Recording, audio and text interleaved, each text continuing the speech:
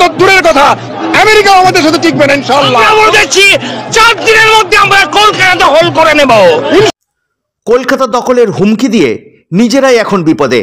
বাংলাদেশের ঘাড়ে নিঃশ্বাস ফেলছে মায়ানমারের বিদ্রোহী গোষ্ঠী আরাকান আর্মি। বৌদ্ধ সম্প্রদায়কে নিয়ে গঠিত আরাকান আর্মি বাংলাদেশ মায়ানমার সীমান্তের 271 কিলোমিটার সীমান্ত নিয়ন্ত্রণ করছে। মায়ানমার সেনার কাছ থেকে আরাকান আর্মি ছিনিয়ে নিয়েছে রাখাইন প্রদেশ। কক্সবাজার জেলার টেকনাফ উপজেলা সংলগ্ন মংডু দখল করে নিয়েছে আরাকান আর্মি। আর এতেই কপালে চিন্তার ভাঁজ পড়েছে মোহাম্মদ ইউনূসের।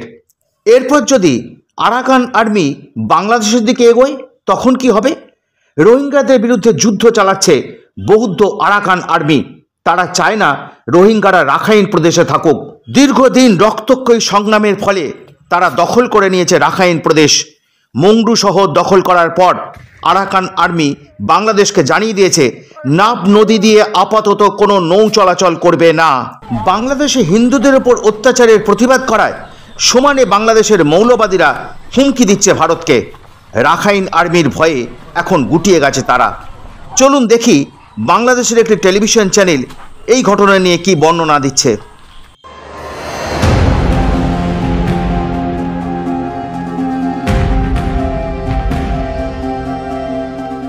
বাংলাদেশের সামনে মহাবিপদ। একদিকে সীমান্তে তৎপরতা বাড়াচ্ছে ভারত। বেশ কয়েকদিন আগে পুরীতে সামরিক মহড়া চালায় দেশটি। এরপর বঙ্গোপসাগর থেকে জেলেসহ মাছ ধরার ট্রলার ধরে নিয়ে গেছে ভারতের কোস্টগার্ড। এবার আরও ভয়ঙ্কর বিপদ বাংলাদেশের সামনে। পতনের মুখে পড়েছে প্রতিবেশী দেশ মিয়ানমারের জান্তা সরকারও। দেশটির রাখাইন প্রদেশের প্রায় সবগুলো গুরুত্বপূর্ণ শহরই এখন আরাকান আর্মির দখলে। তবে বাংলাদেশের কপালে চিন্তার ভাঁজ ফেলে দেশের সীমান্তবর্তী মংডু শহরের শেষ সেনাঘাঁটিও দখলে নিয়েছে বিদ্রোহীরা। মংডু জান্তার হাতছাড়া হয়ে যাওয়ার কারণে বাংলাদেশ মিয়ানমারের প্রায় 350 কিলোমিটার পুরোটাই চলে গেল আরাকান আর্মির নিয়ন্ত্রণে।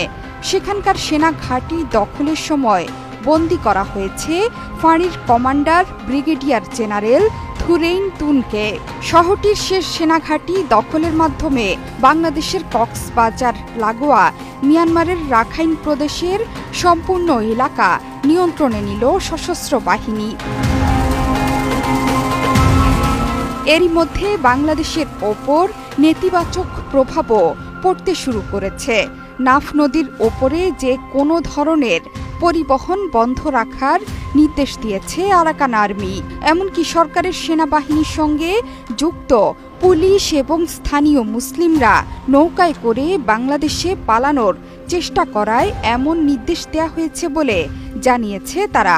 আরাকান আর্মির মংডু দখলের পর দুশ্চিন্তার কালো মেঘ আকাশে উঠছে বাংলাদেশের। আরাকান আর্মির এমন সিদ্ধান্তে এরই মধ্যে সমস্যায় পড়ে গেছে বাংলাদেশের জেলেরা। বাংলাদেশ মিয়ানমার সীমান্তের সম্পূর্ণ এলাকা আরাকান আর্মির প্রভাবে চলে গেছে। এটা বাংলাদেশের সামনে এখন বেশ কয়েকটা চ্যালেঞ্জ নিয়ে আসবে। আরাকান আর্মির সাথে বাংলাদেশ সরকারের রোহিঙ্গা প্রত্যাবর্ষণে কি ধরনের একটা ব্যবস্থা বা আয়োজন বা বোঝাপড়া বা কূটনৈতিক সম্পর্ক বা কূটনৈতিক যেখানে অ্যাপ্রোচ, সেগুলো এখন সামনে চলে আসবে। তো এগুলো এখন বাংলাদেশ সরকারকে কৌশল প্রণেতা, আমাদের যারা কৌশল প্রণেতা আছেন তাদেরকে গভীরভাবে এটা চিন্তা করতে হবে এবং সে অনুযায়ী পদক্ষেপ গ্রহণ করতে হবে। একদিকে আরাকান আর্মির হুমকি, অন্যদিকে ভারতীয় নৌসেনা ঘিরে ফেলেছে বঙ্গোপসাগর, যাতে কোনোভাবেই জলপথে বাংলাদেশিরা ভারতে ঢুকতে না পারে। বাংলাদেশের 78 জন জেলে নিয়ম ভেঙে ভারতে মাছ ধরতে এসে আটক হয়েছে ভারতীয় উপকূলরক্ষী বাহিনীর হাতে। সাঁড়াশি চাপে বাংলাদেশ। নাফ নদীতে নৌ চলাচল বন্ধ করে দেওয়ায় বিচ্ছিন্ন হয়ে পড়েছে বাংলাদেশের সেন্ট মার্টিন দ্বীপ। আরাকান আর্মি হুমকি দিয়েছে নির্দেশ অমান্য করলে গুলি চলবে। মংডু শহর দখল করার পর আনন্দে ফেটে পড়ে আরাকান আর্মির জওয়ানরা।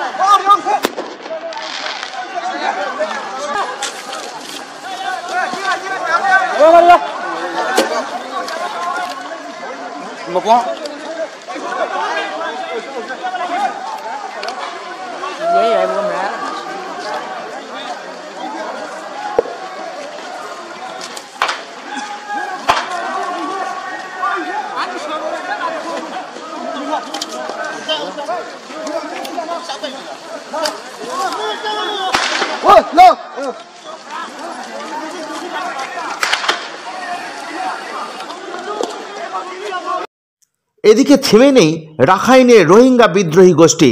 রোহিঙ্গা সালভেশন আর্মি বলছে এই বিপদে নিশ্চয়ই তাদের পাশে বাংলাদেশ দাঁড়াবে।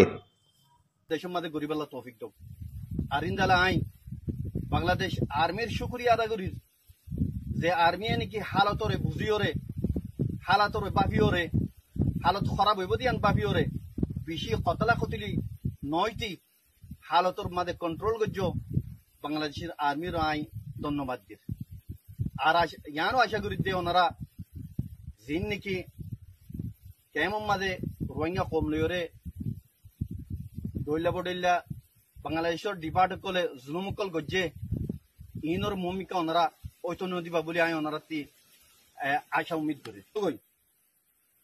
মকমরে তো লাই আখরি গিয়া করির খবরদার করির ট্রেস এরে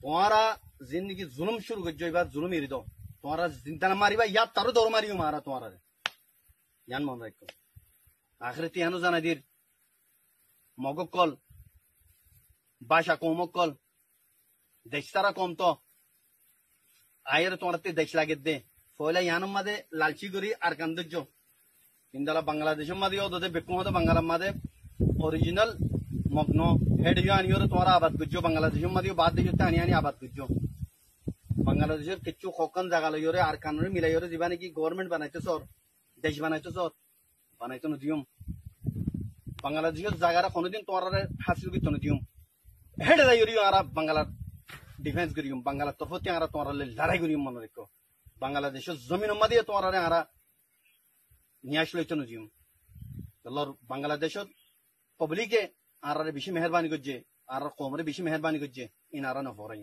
অথবা তোরা হুঁশিয়ার জগই যে দূর মাঝে তোমরা স্টপ হয়ে জগই নহলে তোমার হাসর নাসর করে ফেলাইম মগকল তই আই আশা করি আর রোহিঙ্গা কমকল কোনো বুঝি পাচ্ছি বলি ওনারা ফৌরন ওনারা আর কানো জমিনের মাঝে আয়ের মগল লই লড়াই করি বললা তৈয়ারও জগই আর ওনারা ইস্তেকবাল করি বললা তৈয়ার আছি এ কথা লই আই আর কথার শেষ করি আসসালামু আলাইকুম ওয়া রাহমাতুল্লাহি ওয়া বারাকাতুহু।